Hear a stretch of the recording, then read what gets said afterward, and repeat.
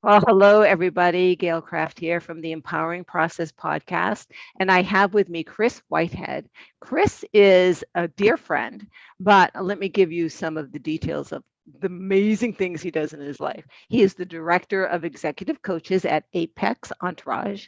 He's the founder of his own organization called Iconic Alliance. He's also the CEO of New England Custom Remodeling and the author in his spare time of a #1 bestseller, Becoming Iconic. We're going to talk a little bit about God's Got My Back. We're going to talk about faith, religion, spirituality, and how these impact your life. Kris, Gail, welcome. thank you for having me back. And the best part about this whole podcast thing is that you can definitely use it to get your wares out, your information out. But something magical happens when one of your very dear and best friends in life, asks you to come and be on a podcast, and it just becomes a conversation. That's So all it is. if anyone else benefits from this, God bless you. I hope that you do, but I know that I will be, because every time that we get on the phone and talk, or whether we get out and walk or do whatever we're doing, I'm uplifted by our relationship, and I just appreciate you. Yeah, it is amazing. We have a symbiotic um, vision, purpose, and we come from two different backgrounds, two different perspectives completely. So let's talk a little bit. I'm sorry. Let's talk a little bit about this spirituality. Earlier, we chit chatted a little bit, and we talked about how you came from a spiritually nurturing environment, and I came from really being raised as with no religion and no spirituality, and actually got curious and researched on my own. And yet, I love the way that you put it. We're from the same tree. My branch went left, your branch went right, and at some point, our branches came back to the center. And so, let's talk a little bit about your experience of being just born knowing. So, I'm not sure where nature and nurture intersected, but I'm old enough now to look back on it and know that they both took a part. And I've always been someone that wanted to believe, right? And like most people that don't have immediate traumatic things happen to them at a very, very, very early age, I wanted to believe in good things. And so I saw those good things. With that came some really strong forces in my life. My mom is a deeply, deeply spiritual person, but she is not a religious person. My grandfather, on the other hand, and by the way, we grew up in Southern Virginia, where the Bible Belt is. And my grandfather was an avid churchgoer every Sunday. But he's also the kind of guy that would say, that damn preacher told me I can't mow my lawn on Sundays. He can't tell me what to do. And he'd go out and mow his lawn on Sundays. So, he was also the kind of guy that would say, don't hoe downhill, save your back. So a lot of common sense. This man made it to the ninth grade. And then on the other hand, I had my dad, who came from a really English background and had a lot of trauma in his life. And what he did was he taught me how to be very careful in the words that I chose, because with his family, with his dad, especially, who was very violent, you had to be very careful. And that allowed me to learn how to navigate communicatively and not create drama where I didn't have to. Um, and we were talking about this a little bit earlier. For me, what was most interesting is that even though I have opened many, many different doors, and in some ways trying to say, hey, maybe there is no God. And I think everybody should be able to question God. I think everybody should be able to say, I don't believe you exist. I think the universe or source is so large that it actually doesn't get angry at you for questioning if it exists. It just wants you to be open enough to give it an opportunity to show itself to you. And so, I opened many doors that were questioning whether or not God, and I use that term loosely because we all define it differently. So don't take it wrong. Universe, source, whatever you want to call God.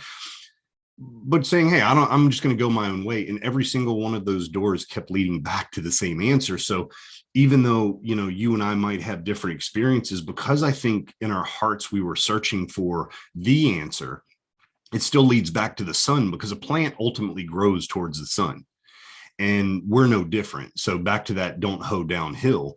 Why not use and empower yourself with fundamental foundational tools that no matter how you look at it, it always leads you back to the same result. And for me, being a guy and wanting simplistic rules, I wanted to find foundationally where bedrock was. And what I have found, even though I don't always appreciate the answer at the time, what I have found is that for me, my first and foremost important relationship is with source, is with God. And every other relationship flows from that. My children, my wife, you, my other friends, my clients, y'all mean a lot to me, but you don't have the authority over me that God does in my heart. And I do what I can do to keep that doorway open so that I hear it clearly. Because over time, what I've learned is that the message is always there. It's whether or not I'm adding adjectives and adverbs to it that I have to. Or you just go like, yeah, later, go away, right. go away. Right. I want to hear it sooner so that I make better decisions, because the impact is not just on me personally anymore. It's on a lot of people. Absolutely. So yeah, we were talking about my journey being that of a heathen, being raised without any religious background. And at one point, finally deciding, well, what is this? I watched my friends go to church. I watched, those who worshiped Christ, those who, worshiped God, those who were Jewish and worshiped, just God, and different names and different rituals. I got curious, well, which one is real? And I started to go to churches that would let me in, and asking questions, getting curious at the age of 8. It was very, very strange. And by the time I was a teenager, I had a friend who would go with me. And for her, in particular, so she was part Jewish, part Italian. Her father was Jewish, her mother was Italian, and her mom and dad were divorced. Her mom was remarrying a man who was Protestant. So here this young girl, 12, 13 years old, is wondering, well, where does religion fit in this confusing network now of my life? And so I said, well, let's go to a Protestant church together. Now, here you got a Jew and a part Jew walking into a Protestant church. Mm-hmm. And that day, they were talking about how terrible the Jews were. Oh, goodness. The evil Jews, while 2 13-year-old Jewish girls are in there. Mm. And as we walked out, the minister, thank you for coming. And, both of us didn't know what to say to him. And we walked out and she was frightened. What does this mean for me? If this is what his sons grew up with, what does this mean? And so I started looking at religion as, well, what does this mean? It put a completely different perspective on my investigation. And what I discovered is the same as you, all roads lead to Mecca, Mm-hmm. right? If you get past the bullshit that ego puts on the conversation, Mm-hmm. and into the purpose of the conversation, the purpose is to have a relationship with this thing that created us. And if you're open to that relationship, there is a dialogue that you can have.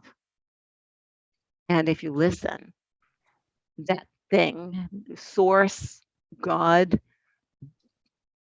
Allah, I don't care, call it macaroni, this thing is talking to you all the time. So like you, I had, as you were saying that, there's several experiences that I think are relevant. Back in 1998, we used to have something called satellite dishes, everyone, not even small ones, like they were really big, especially if you lived rural. And I think we had just gone from having one of those like 6-foot dishes down to DirecTV. And the first thing DirecTV gave me was news from around the world. And so I started watching news from around the world because at the time I realized that there was propaganda in the US news, and they were eliminating a lot of things that were going on. So I was investigating. Now in 2021, we figured that out, haven't we, everybody? Mm-hmm. And but anyway, I used to watch Al Jazeera Network, all sorts of things, right? Well, one time the BBC ended up having John Cleese, one of my favorite actors of all time, had John Cleese on there hosting the Dalai Lama. And there were thousands of people in attendance. It was a 3-hour television series. And I was like, I've never been able to listen to the Dalai Lama. I'm actually getting goosebumps thinking I about know, it. I just got it. And, you know, I'm actually able to listen to this like spiritual leader. And if you know anything about the Tibetans, like it's pretty amazing. He gets to where he gets to and how he's selected and everything. And he gets up on stage and he's this really feeble man. He's got this jolly smile and you can't help but like him just from listening to him talk. But he said something so profound, and I'm going to paraphrase it. And he said, look, there is no wrong religion. They're all the same thing, and they all lead to the same result. And with that being said, Buddhism is the only religion. And I just lost it. I started laughing because what he was trying to say is you have to pick something.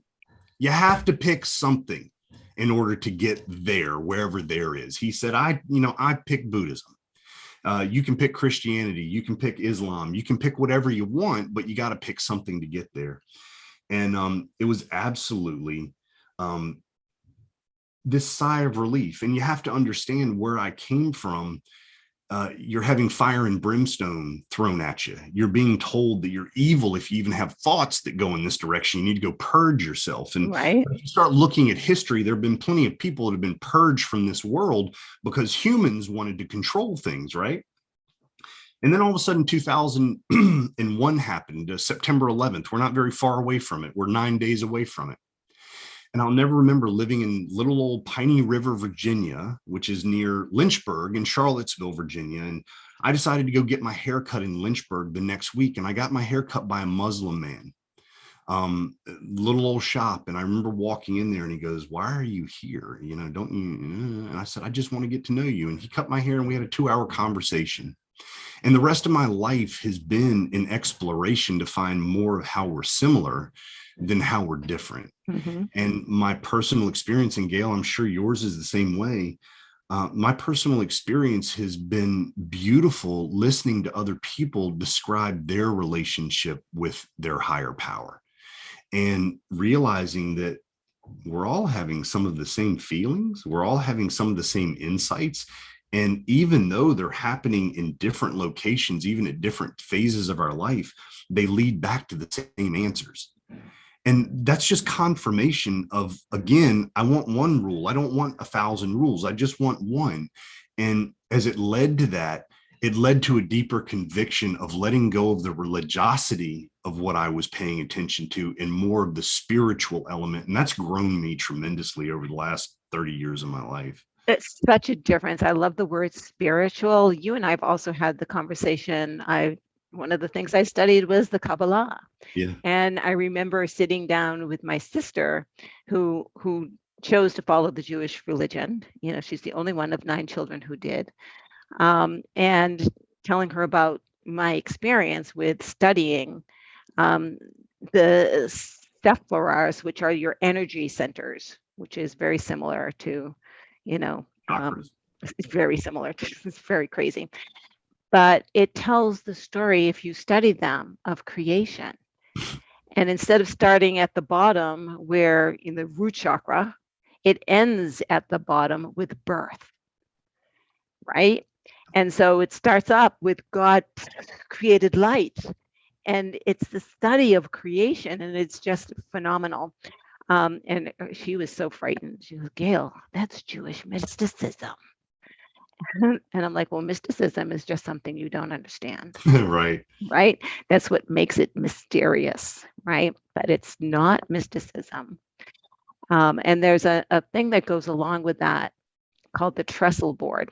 You might want to look that up because that's actually on my list to get back to.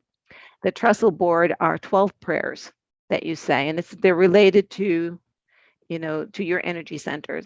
But it's said that if you study and say these 12 prayers every night, that you will be empowered. You will be absolutely. And it is very enlightening and it is very empowering. And it's just another way of connecting with who we are on an energetic. And so here we go to the energy thing on an energetic level to source, which I see as an energy, not as a person. I see God as at that level, a dimension that we don't understand. Correct. So how can we put, personification is a way for us to relate, and I totally get that. Mhm. But it's just a way to relate. It's not a fact. You know, when we're babies, they say, beware of the boogeyman. He's just outside the door. And that's very important with babies, just like the stove is hot. We would rather them listen to us than put their hand on the stove. We would rather them not walk out into the street and get run over by a semi truck, Right. and listen to us. So we scare them. It's very infantile to use personification in a spiritual context, but when you have newbies at anything, you have to give them context. Right. You know, for me, at the age of 20, I read a book called The Road Less Traveled by Scott Peck, MD. And, you know, here I was full blown searching for who I am as a human, and definitely going to college and getting all of, I took a religion class, and all of a sudden you're like, what do you mean? Like, what? I think I want to go home and hide in a cave, right? But I read this book very on my own. And one of the things that he said is, he said there are 4 stages to spiritual growth. And I really have taken this to heart. And he said, stage 1 is atheism. Stage 2 is agnosticism. Stage 3 is institutionalization, where you follow the rules and the mandates, and you go to buildings called a church or synagogue or whatever you want to call it, but it's institutional religion. And then the final stage is mysticism. And in this stage, you simply walk on the earth and you have experiences. I'm getting goosebumps again saying, because as I understood that at 20 years old, in that mind, it was the first time that I said, you mean I can have my own thoughts? And that's where I started questioning God. Like, it went along the lines of something like this from a person from a religious background. Hey, I know you're there. And I know I'm not supposed to be asking this question, but I'm kind of pissed off about the way life is going and things are happening right now. And like really kind of pissed off, man. If everything is supposed to be so damn good in my life, why is this happening? And the truth is, I don't believe you. I don't think you exist. And I think if you're really my God, you're not going to be offended by me asking a question like that. In fact, you're going to start showing me that you do exist. And it wasn't anger. It was, I'm confused. And then the book shows up. And then I'm walking the streets of Harrisonburg, Virginia, because I went to JMU, and I am lower than low than I have ever been in my life. And I see this red painted door on a stone building. And I'm like just emotionally distraught. And I opened the red door, and there's nobody inside of this building. I don't even know why I knew it was okay to open the door now that I think about it. And I went in, and there are all these candles lit at the front. And I just sat in there, and I felt such a profound sense of peace. And then I remembered something that my grandfather said to me, and he says, you'll never find an atheist in a foxhole. That's a fact. He told me that when I was a teenager. And what I've translated that to mean is, when the shit really hits the fan, every human on earth goes, oh God, please help me. It's just naturally comes out of you. Right.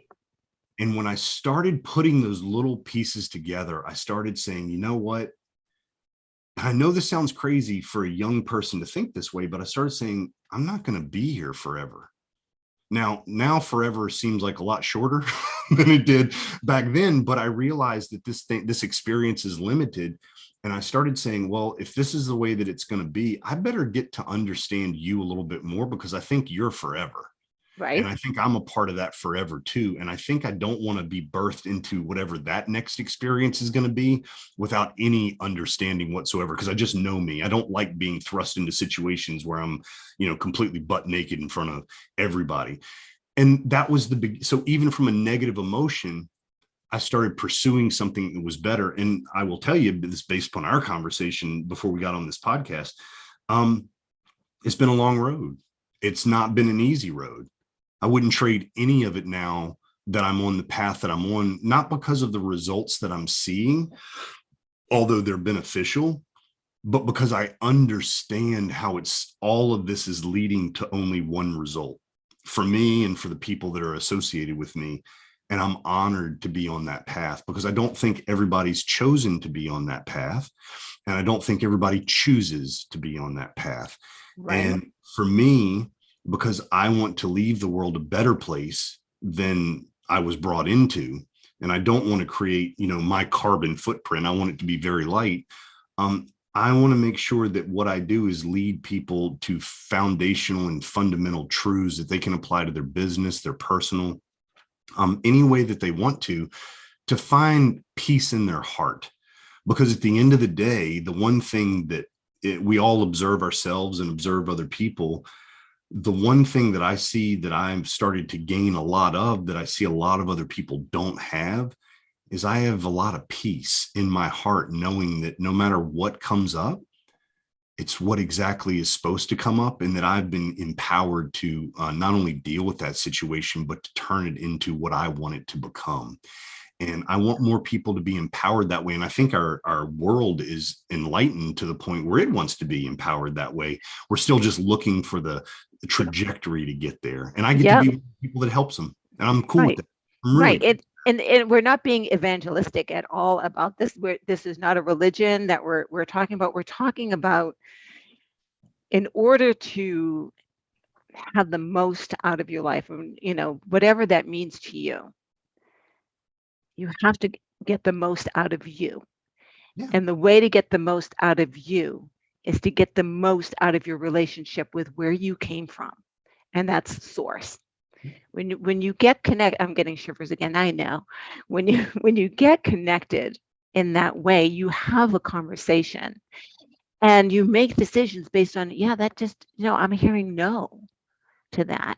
We just had a conversation about, I've been offered something and it's like, no, that's not resonating right now. 2 years ago, I would have jumped all over it, but right now, thank you, but no. And fortunately, the person that I said no to is as enlightened, if you will. And they're like, that's cool. Sounds awesome. Right? Right? Not, what do you mean no? It certainly makes, one of the greatest professions in the world, and one of the oldest, and it's not what you think it is sales. Mm-hmm. And there are so many, Ben Franklin closes and Columbo closes and Light Porch closes and all these ways to manipulate people into making a decision. And I'm not downing anyone for doing that, but I will tell you this. We sell millions and millions of dollars worth of our services to people, and none of the conversations happen any other way than people show up and say yes or no. Right. We don't force it, and we don't force it because we don't have to. That came with a lot of work to get to that spot, because I used to be the kind of salesman that says, here's your one objection. Here are my 8 ways to overcome it, and you will believe in me. But what we're creating now is a movement for people that buy in for life. It's not a service that we're selling. It's truly, we're going to lock arms and we're going to move forward. You and I have chosen to do that regardless of money. Right. And the more that we find people that are our tribe, the easier it is to continue to grow by offering the right information that benefits everyone instead of the information that just benefits the bottom line. And that's something I've always wanted to be a part of. And that requires exactly what you said. There are 4 areas of your life. Spirituality is definitely one of them. And if you're not focusing on it, it's where all the air is going out of your integrity bubble. It just is what it is. Right. Right. And when you're not afraid to speak it, right? We talked about, my latest thing that I'm dealing with is ancestral guilt. Mm-hmm. Right. And that comes from being Jewish, right? And, being raised, don't be ashamed of who you are, and not understanding that as a child. And so speaking out loud, the fact that I'm Jewish, I can remember like, people used to think that I was Italian, that maybe I was South American, or maybe no one ever thought that I was Jewish. And I never said one way or the other. But when they asked, I would say, well, I'm Jewish. And they were shocked. And I'm like, why are you shocked? Who gives a crap? Why is why is that an element uh, at all? And the first time I realized that there was prejudice there was in high school. I was dating this boy, Jackie Harrington. Hey, Jackie. And his mother found out I was Jewish. She went ballistic. And I looked at him and said, Jackie, honey, I'm just dating you. We're not getting married. Tell your mother to cool off. We're just like hanging out together. Right? Right. We are not going to be an item. Just let you know that we're not at that level. So, but it was the first time that I became face-to-face hit with prejudice because of that word Jew, because I grew up where Jewish, Black, Italian, yellow, green, purple, we were a mix. It was never a question. So I didn't understand what that was all about. So, so again, feeling like it doesn't really matter because we're all source. Mm-hmm. We're all just like, we are energy in a dimension that is experiential. So experience, love the experience, no matter what it is, good or bad, right? The bad experiences, hey, I'll help you, walk through those and come out the other end, understanding that is just the polarity of something else, right? And how to turn, you were talking about your pen, how to turn that pen around, right? Right, to faith in the direction that you want. It all has to do with source. When you're connected with God, when you ask God for guidance and advice, you will get the answer. You just need to listen. It's every person, I think about Robin, my wife, especially. She is a very busy person. She just has goals that she wants to accomplish. She has multiple plates spinning. And sometimes with people that are really, really busy, it's easy to get frustrated because none of that always works out. And the one reason that I know that we're life mates is inevitably, not because of my doing, not because of my cajoling or my lack of communication or anything, she'll get to a place where she realizes that she stepped out of her spiritual path, and she'll get back on it. And the peace is immediately what ensues. And then the answers start coming for her. And it's a beautiful thing to watch. And what I've experienced, and this is, getting away from the ego, I don't have anybody's answers. Not really. What I'm willing to do is hold a space and be steady in that space so that I don't have to become one of your questions. And there are not many people that are willing to be that solid long enough for clients or for partners or for whatever, so that that person can figure out their answer for themselves. And what's beautiful about that is when I get flipped out and freaked out, she immediately knows to become that person for me too. We don't ask for it. It just shows. Because you observe it. And when you see it, it's just an amazing thing. It's just an amazing thing. I will say, you can hold space, but the person in that space that you're holding has got to be willing, yes, to sit in that quiet, to sit in that space and not be afraid. Or maybe it's okay to be afraid. So I don't want to say not be afraid, because I actually like it when people are afraid, and still show up, right? So that something is about to change. Well, in a pro tip for all of your people that are listening to this that are couples, Robin was very willing to enter that space for a lot longer time than I was. But, I'd had some trauma happen to me. So I decided I'm going to start drinking a lot more than I should. I'm going to start putting away the challenges that make me afraid, that'll give me the biggest bang for the buck. And what was happening is my partner was showing up ready for that space, and she intuitively knew that I wasn't ready for that. And it caused a lot of trauma for both of us. Mm-hmm. And at the end of the day, she has her parts too, but at the end of the day, I realized that by me focusing on my growth, me learning how to let some things go that did not serve me, I was also validating our relationship. And it would have been a lot easier for me to pay attention to that earlier on instead of having to go through the drama of she and I fighting through that process, because she couldn't put her finger on it. Not that she was even meant to. She was describing a feeling, an intuitive feeling that women have a lot of times.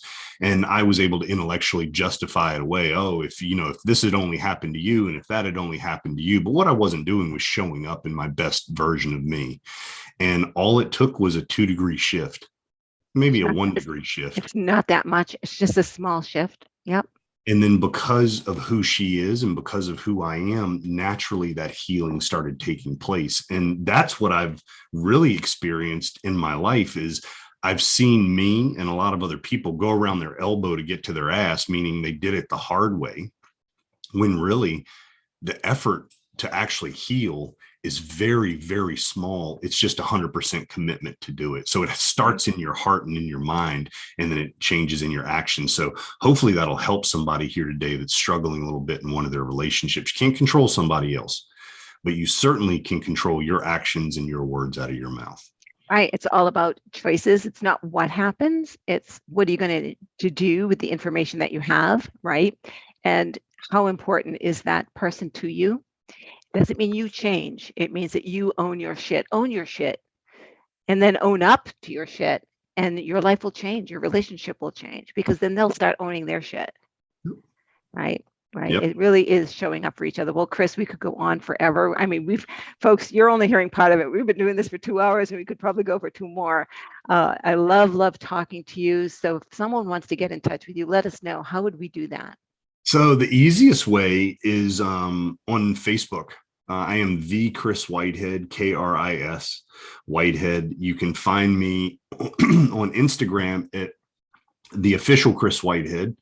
You can go to my website, kriswhitehead.com, and you can always read my book. It is a #1 bestseller on Amazon in multiple categories, including coaching and business coaching. And it's called Becoming Iconic, How to Make Today's Ceiling Tomorrow's Floor. And Gail, I really appreciate you having me on here. It's fun just talking to you. It really is. It really is. And thank you for being brave enough to talk about spirituality and God and go to that place that people just kind of aren't ready to go to. Absolutely. So take care, everybody. Bye-bye.